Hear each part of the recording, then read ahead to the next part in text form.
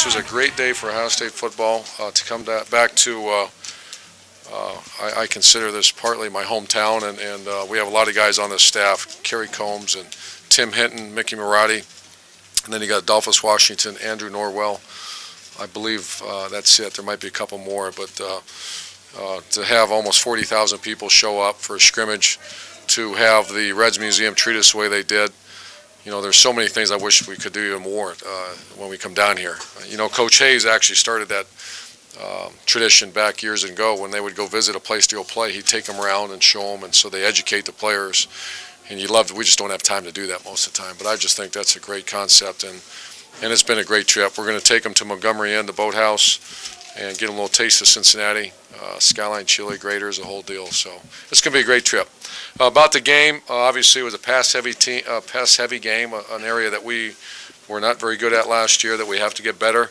I thought at times Braxton Miller and a couple of the wideouts, Philly Brown in particular, did very well, and that was a continuation of what started all spring. And Philly Brown's turning into a legitimate all Big Ten candidate wide receiver for us, which we need.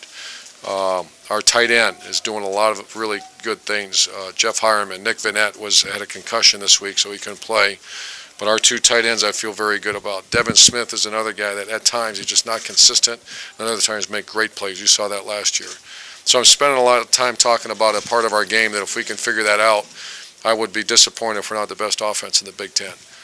The one glaring weakness is that fifth spoke of the offensive line. We have a legitimate concern, and that is who that player is. I feel good about 4 of the 5 starters, and unless we get that fixed, there goes the best offense in the Big Ten, because you can't play with 4 linemen.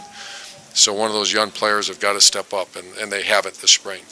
Shown signs, but once again, that's not. I didn't say show signs. I said to be the best offense in the Big Ten, you have to have 5 guys up front, which we had last year. On defense, just a couple names that Coach Fickle, Coach Withers gave me that I noticed as well, but I wanted their opinions before I came in to talk to you guys. Adolphus Washington has really risen, has raised his level of play. He's a legitimate player. He's a starter at Ohio State. You saw him today and just have his way with our offensive line at times, and you know, he could be a very good player. C.J. Barnett is a guy that had an up-and-down season last year. He's a very good leader. He's on our leadership group. He's a guy I'm counting on to have a tremendous year, but be a tremendous leader, and he did have a tremendous spring.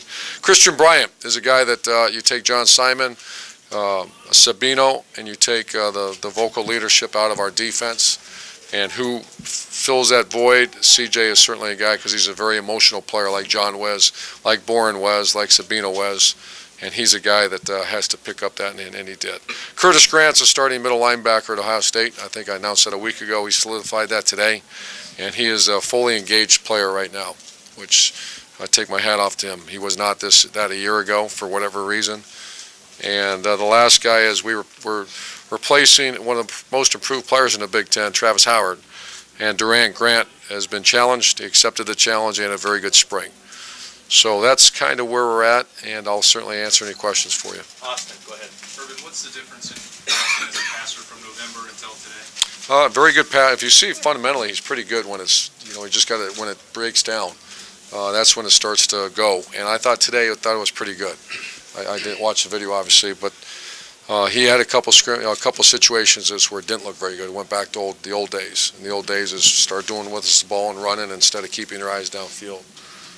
But he's much improved. We have to improve everyone around him. You know, we got to become legitimate at where we're at. And I think we have the people, and we have some guys coming in June. But we have our work cut out for us. You know, but Braxton had a good spring. Bill. I'm both, Bill. Bill, that's going to cause me some nights to wonder what we're going to do with the right tackle spot. They're both great kids. They're both talented enough to do the job, but I saw what you saw. And I am very pleased with Noah Spence and Adolphus Washington. The fact that Chase Ferris started at right tackle, is there anything you're reading with that? No. Play. No, I didn't play Jack Mehort. Jack got kicked in the leg the other day, and I thought, you know, why does he really need to go out and do this? Our guards, I played them because, first of all, we had depth issues, and I wanted to play this game. But our guards were not all Big Ten guards last year. You know, I thought Marcus Hall and Norwell and they should be, because they're tough, they're great kids. We just got to get them to fit better and get more bend in their lower back and some technical things, but that's why I played them quite a bit. And then obviously our center's got a little, that foot sprain is not completely healed all the way back from November, so we're being very cautious with him.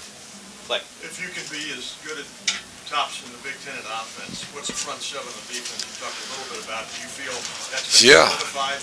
I wouldn't say solidified. I'd like to hear you talk to our two coordinators, Everett and Withers and Luke Fickle, but I know what I see every day in practice, I'd have to say our front seven's probably our most improved area. Like our offensive line, remember last year the offensive line was, very poor to start the spring, because they lost some good players from the year before. And they were just, I'd say our front seven on defense, Curtis Grant's a real Mike linebacker now. He wasn't. You have a front four that's very active, and Tommy Schott didn't play much, and he's going to be right in the rotation too. So Mike Vrabel has done a very good job with those guys. Rusty. Urban, could you just contrast a year ago the grasp that the offense had of the playbook and what it is now? Yeah, it's much different. I wish it would have looked better, than it did today. But then you take, I think there's 5 or 6 starters not playing today on offense. So, but as far as grasping the offense, understanding the concepts, it's night and day. Tim. Urban, back to the wide receiver situation, do you feel like Michael Thomas and Chris Fields are much more accountable now than they were this time a year ago? And just what is their rise given y'all? Chris Fields has earned I'm going to name him starter today. I told him I would if he finished this spring.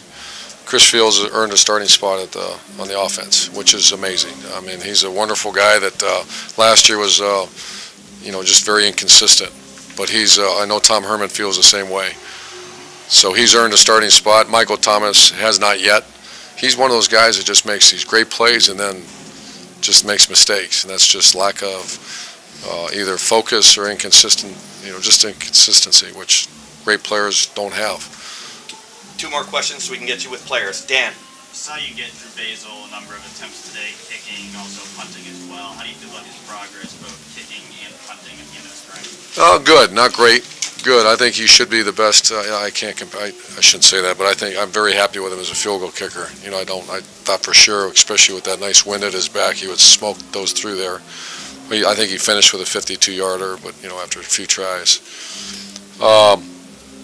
Punting, I have some concerns. He certainly can do it. I mean, when you watch him hit one, it's a beautiful thing, but he doesn't have that experience, so I'm very concerned at punter. And final question, Doug. Urban, you had an undefeated season last year. You missed all the bowl practice. With what you guys got done in these 15 practices this spring, are you on track for the team you want to be in the fall with what happened this I think we're on track. This summer, I think we're halfway caught up, and so they have to catch up, and that's what that whole chase principle is. So we were 15 down, and you can whine about it, complain about it, and blame people, I guess, but we don't do that. We said, let's just go forward and catch up somehow, and that's what that whole area. So I think we're halfway home. If we can pick up those 8 practices between now and our first game, then I think we'll be fine. So we're still behind, but we're on track. Thank you.